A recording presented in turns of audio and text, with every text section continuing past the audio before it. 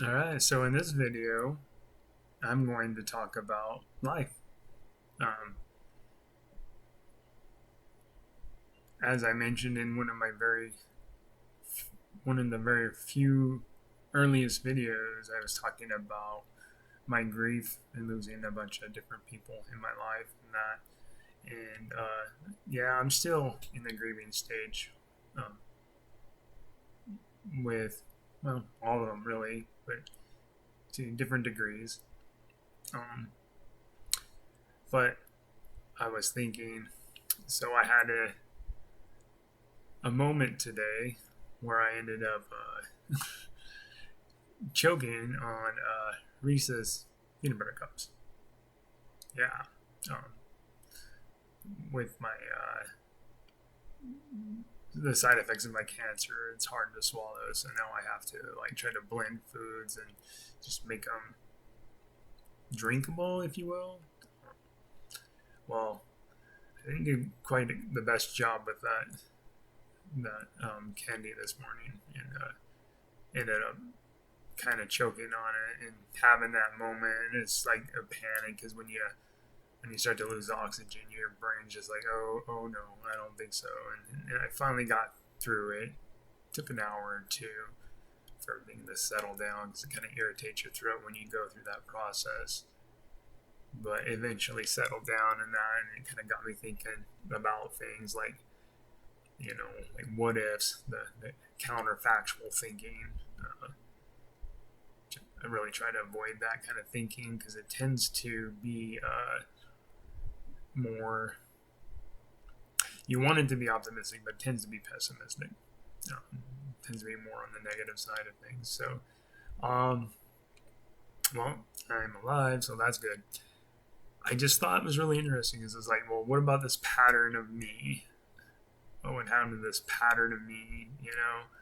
Uh, Hofstadter talked about it in, I want to say I Am a Strange Loop was the book. And he talked about the soul and like how these different patterns of behavior, these little nuances of people, like you just kind of, it's kind of part of you, and I thought it was really interesting, thinking about that, like, well, even if I hadn't, wasn't able to take care of things this morning, like how would that be, and all the people that know me, and like what is that pattern inside their neural circuitry, neurochemical circuitry that's like that is me. Where's that soul reside? You know, because I don't fully believe that the soul resides only in you. I think it's spread among everyone you care about and love. I truly, truly believe that part of you that makes you you is not just you alone. It's also the people that are part of your life, for the good or the worse, doesn't matter. Um, so this isn't a monologue about death or dying or anything like the video I was talking about in my grief. This is more just kind of like this awe and wonder and fascination of the idea of consciousness, which I briefly touched up earlier in that other video. But just kind of the complexity behind it, the how something so simple could easily take out that something so simple in the systems of things in your body, something biological, something so small could actually just completely affect everything. Your whole world just, you know. And right now, uh, I'm still agnostic in my faith. I'm still trying to understand how well I truly believe in something greater than me. This isn't a video where I'm going to talk about that, but the idea does cross my mind quite often, actually.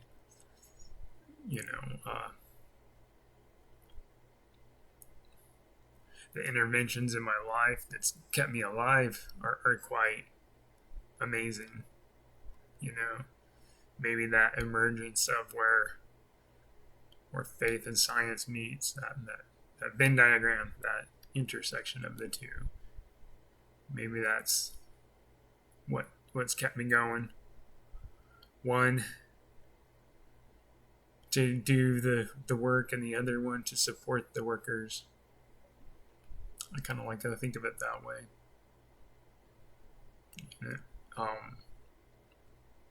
I remember when I did some of the surgeries for my cancer, and that, I had the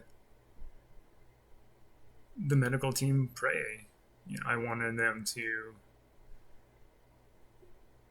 feel good about what they were going to do, and feel like, like it was just that thing, that overwhelming feeling that everyone, could come out of this good, including them, obviously.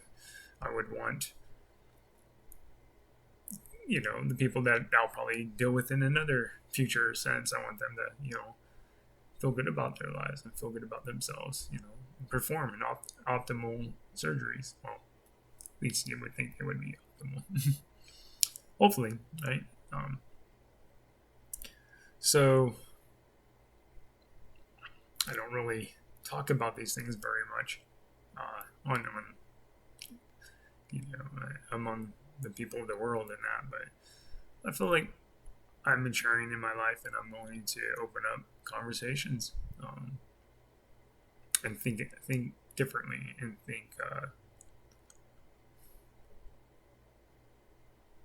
see from other people's points of view more often than my own.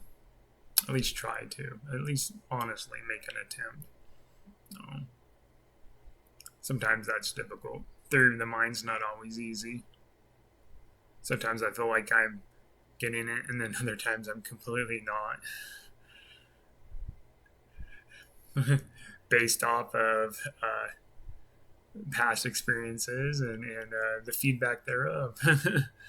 Yeah. But yeah, that I know I keep coming back to that whole idea of consciousness. I even thought about artificial consciousness at one time, how interesting that would be to see a pattern of bits in a particular order come into its own being and have some sense of life and be able to react and respond. Not human. Even the most intelligent, most alive machine in the world will never be human. It'll be its own thing. And there's nothing wrong with that.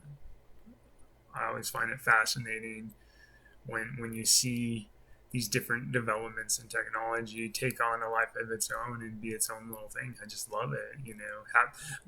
Have its own little language. Why not? Take over the world? I don't think so. Help others in humanity take over the world? Now that's more feasible and scary. And humans will always be involved.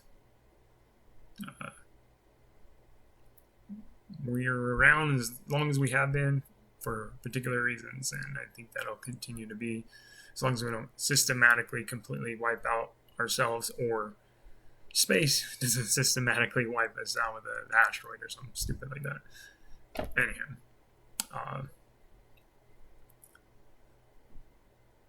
I just thought I needed to kind of balance out some of the darker parts of that other video when I was just experiencing grief, to show that there is a brighter side to look at this living in this consciousness and life in general, and the preciousness of it, and how you enjoy and appreciate all those others that are alive in your life. And even some of the people that have passed on, you still appreciate because part of their soul is with you. And always will be, as long as you're, around to experience it. And I think that's a very positive thing and keeps me going. Definitely helped me through a lot of the grief process that I've gone through in the past year or two. And I think it'd help others too, to just kind of see that the beauty of having someone that you care about, even though they're gone from this mundane existence, they're still in you. They're still a part of you. It's that pattern, little piece of the soul. As Hofstadter said, I believe it was in that book. And to me, that's what matters. And basically what matters is humanity, those people that take in the different souls across the world, and different cultures, different groups, everything. You just take in all that little chunk at a time. Remember that person. Remember that the uniqueness of that individual, that pattern, that behavior, and just kind of perpetuate that. Remember the interesting characters in history and perpetuate that. Because at once, their light was aglow and their spark was lit. And they were living and perceiving and breathing and enjoying life and hating life and all the other things that make us human. But still, part of them lives on. We read about them a little bit here and there. Anywho, I think this was a good video, and I'll probably do more on these reflections. I like thinking about these deeper topics and trying to address them. Just these fleeting thoughts in my head. And it's nice to be able to have an outlet, to be able to express what you feel, what you think. And I like this format. And I like how doing these videos makes me feel and keeps me a little bit happier. Makes my soul a little bit more alive. Just a little bit more. So, if you watched the video, thank you, and you have a lovely